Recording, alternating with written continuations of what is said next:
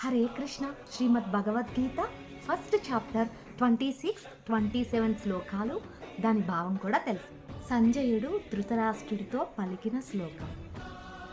త్రాపశ్యత్ స్థితాన్ పార్థః పితృనద పితామహాన్ ఆచార్యాన్ మాతులాన్ భ్రాతృన్ పుత్రాన్ పౌత్రాన్ సఖీంస్తథా స్వరూరాన్ సుహృదశైవ సేనయోర్భయోర్పి తాన్ సమీక్షయ సఖంతేయః సర్వాన్ బంధూనవస్థితాన్ కృపయా పరయా విష్ణు విషీధన్ని ఇదమబ్రవీత్.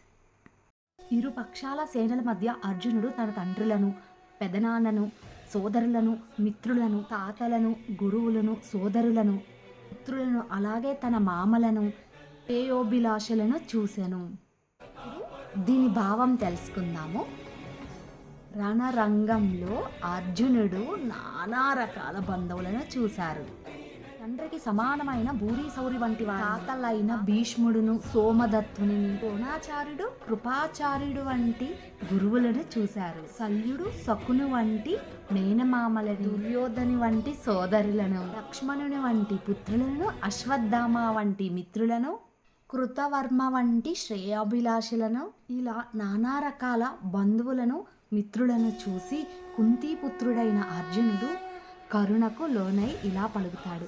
అది నెక్స్ట్ శ్లోకం నుంచి స్టార్ట్ అవుతుంది. హరే కృష్ణ.